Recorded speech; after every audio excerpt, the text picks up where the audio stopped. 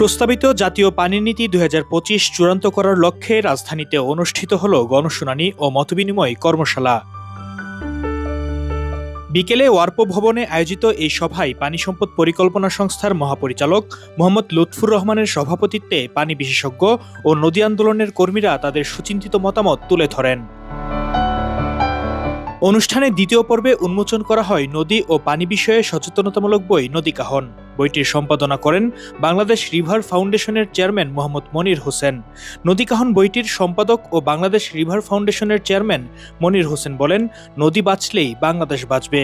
আমরা নদী সুরক্ষার পক্ষে, নদী বিপর্যয় রোধের পক্ষে এবং নদী দখল ও দূষণের বিরুদ্ধে জনমত গঠনের পক্ষে দৃঢ়ভাবে অবস্থান করে এই নদী কাহন।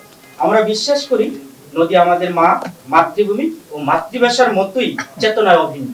তাই নদী রক্ষা আমাদের দায়িত্ব, কর্তব্য ও নৈতিক অঙ্গীকার। নদীমাতৃক বাংলাদেশে নদী বাঁচলেই বাংলাদেশ বাঁচবে।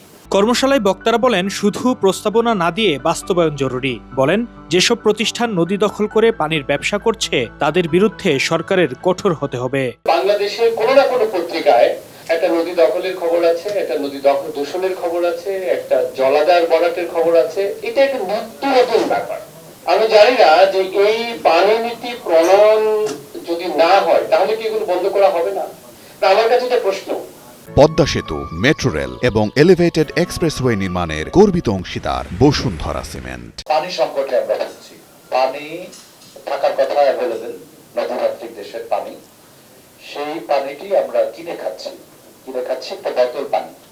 সেই ব্যাপারে আমার মনে হয় যে পানির বোতলজাত করা, যেমন যারা পানির ব্যবসা করছে তারা আমরা জানি যে নদী দখল করে কিন্তু বড় একটা প্রতিষ্ঠান, তারা নদী দখল করে নদী দূষণ করে তারা পানির ব্যবসা করছেন। এরকম আরো অনেক প্রতিষ্ঠান আছে। পিছিয়ে থাকা জনগোষ্ঠীর জন্য আমরা জানি যে ভালনারেবল গ্রুপটার জন্য জানি যে আমাদের একটু আলাদাভাবে একটু করতে হয়, আমাদের পদক্ষেপগুলো নিতে হয়। এখানে যদি আলাদা করে একটা কোনো লাইন যুক্ত করা যায়। পানি সম্পদ পরিকল্পনা সংস্থার মহাপরিচালক মোহাম্মদ লুৎফুর রহমান জানিয়েছেন, সরকার ইতিমধ্যেই গেজেট প্রজ্ঞাপন করে বিভিন্ন এলাকাকে পানি সংকটাপূর্ণ এলাকা হিসেবে ঘোষণা করেছে। তিনি বলেন, পানি রক্ষায় ওয়ারপো আগামীতে ইন্ডাস্ট্রিয়াল ওয়াটার ম্যানেজমেন্ট পলিসি নিয়ে কাজ করবে। আমরা রাজশাহী, চাঁপাইনবাবগঞ্জ, নওগাঁ এই 3টি জেলার 25টা উপজেলায় 47টা ইউনিয়নে কোনো পানি নাই।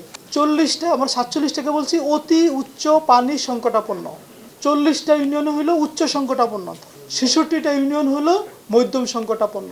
এই যে বুয়েটের কেমিক্যাল ইঞ্জিনিয়ারিং দপ্তরের সহায়তায় আমরা একটা ওয়াটার কোয়ালিটি ইন্ডেক্স তৈরি করেছি ঢাকার পার্শ্ববর্তী 4টা নদীর। আমরা 16টা প্যারামিটার নিয়ে কাজ করছি। 16টা প্যারামিটার, কোনো কালই নর্মাল থাকে না। তার মানে এটাকে আমি ওয়াটার বলতে পারবো না। এই যে আপনারা লবণদহ নদীর কথা বলছেন, একসময় লবণদহ সাগর, তারপরে নদী, এখন খাল, এরপরে কি হবে জানি না। তো এগুলা থেকে উত্তরণ করতে হবে। এমন আয়োজন দেশে পানির উৎস রক্ষা এবং পরিকল্পিত ব্যবস্থাপনায় গুরুত্বপূর্ণ ভূমিকা রাখবে বলে মনে করেন সংশ্লিষ্টরা। ওয়াসিফ পার্থ, কালের কণ্ঠ।